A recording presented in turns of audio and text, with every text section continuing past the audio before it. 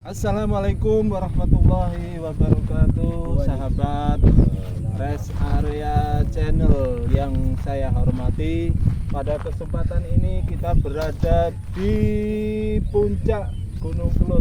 Di belakang kita nampak itu adalah kawah dari Gunung Kelut. Di kesempatan ini akan membahas tentang indahnya Gunung Kelut. Kebetulan kita bersama dengan pakar seni kita, yaitu Pak Ahmad Rifai.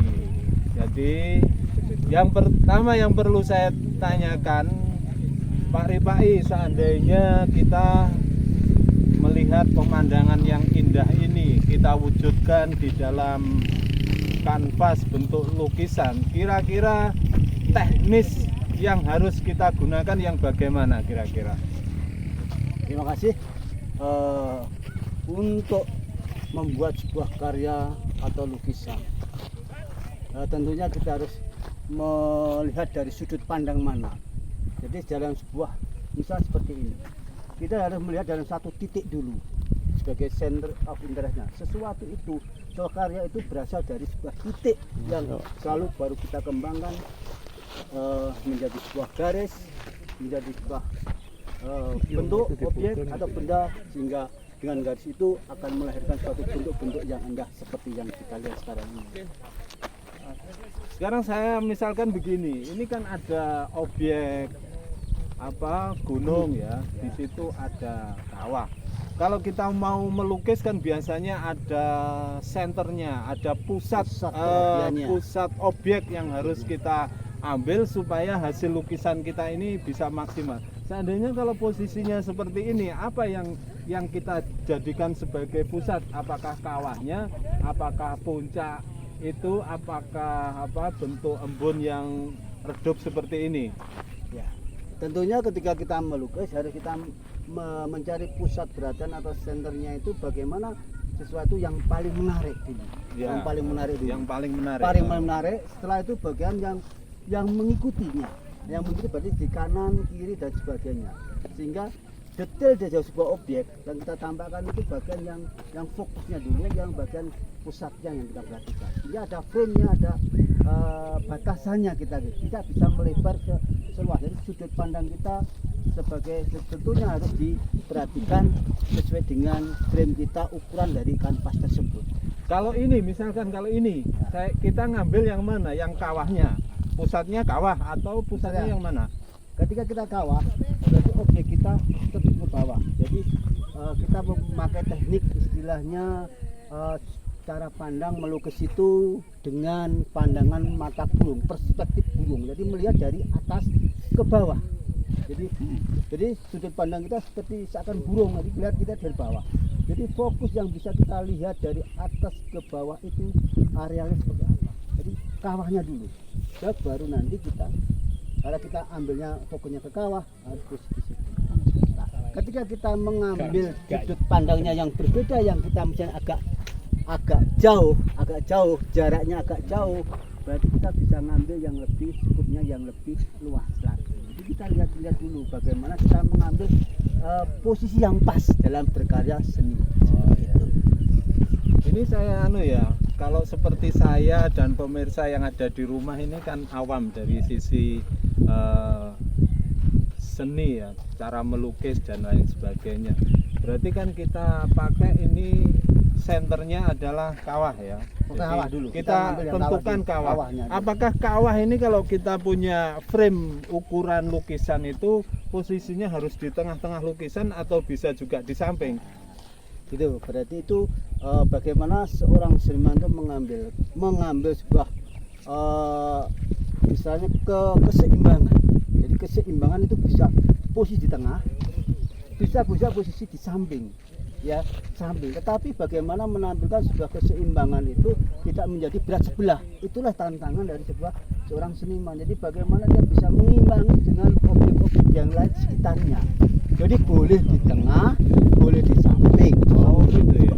Boleh di tengah, boleh di samping ya. Boleh. Sehingga bagaimana posisinya, sehingga nanti ada yang mengimbanginya. Ada keseimbangan itu tidak sekedar keseimbangan simetris, juga keseimbangan simetris, tidak harus sama persis. Terima kasih Pak Ripai. Kalau saya tanya, saya lanjutkan ini. Ini kan kita berada ini pada jam 12 siang ya. Kalau kita mau mengambil objek seperti Kawah Gunung Kelut ini, yang terbaik itu kalau dilihat dari waktu, itu pagi, siang atau sore? Karena posisi kita kan sinar matahari, karena kita tuh kebetulan ini berkabut atau kita awannya tidak turun, sehingga pencahayaannya ya harus kita pertimbangkan. Kalau kita mengenai sore hari ya, sehingga faktor pencahayaan itu juga sangat menentukan sebagai sebuah karya, karena sebuah impresi, sebuah kesan yang ditimbulkan akibat adanya pencahayaan itu kelihatan. Kalau posisinya pas mendung seperti ini, akhirnya kita harus bagaimana mensiasati supaya pencahayaan ini betul-betul menjadikan suatu hal yang baik. Oh, berarti faktor pencahayaan itu menentukan. Oh ya, faktor pencahayaan itu menentukan ya. Sehingga momen-momen menjelang terbitnya matahari atau tenggelamnya matahari itu momen-momen terbaik ya kira-kira. Oh, misalnya master pelukis Indonesia Avandi kan bagaimana kemampuan menangkap cahaya, sehingga secepat mungkin bisa mengekspresikan diri untuk menangkap sebuah pencahayaan yang ditimbulkan. Ini kan termasuk kategori lukisan yang natural ya. Kalau lukisan alam ini kan yang natural, realis ya.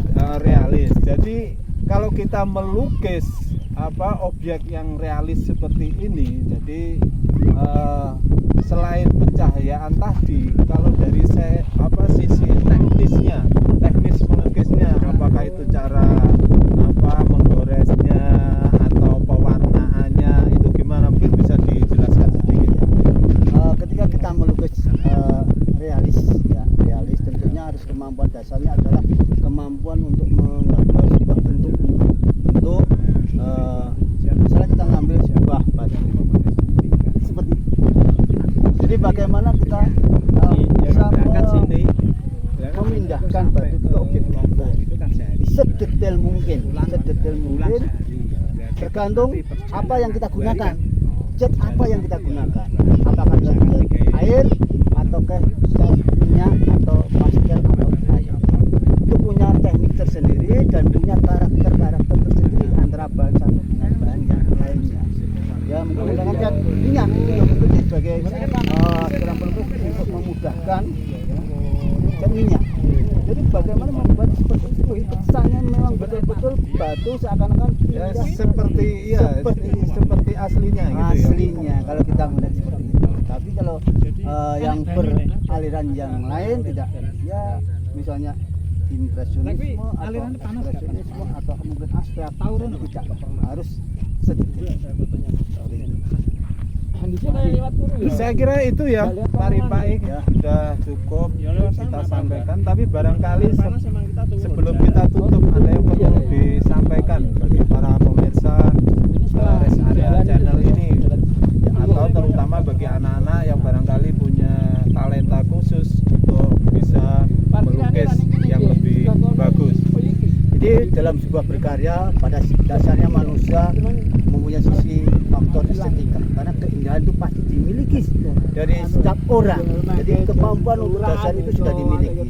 Tinggal bagaimana seseorang atau anak tersebut untuk mengasah sesuatu itu, dimulai dari, saya ingatkan, mulai dari titik berusaha kita untuk mengembangkan, sehingga apa yang kita hasilkan dari apa yang dari proses kreativitas itulah nanti akan bisa menjadi sebuah karya yang luar biasa. Jadi jangan takut, pada dasarnya kita semua adalah makhluk yang berkreativitas. Jadi kembangkan terus kreativitas kalian semuanya ya, sehingga kita akan menemukan apa yang kita kehendaki dalam proses berkarya seni. Terima kasih Pak Ripai atas pengetahuan yang diberikan kepada semua pemirsa yang ada di Rest Area Channel ini.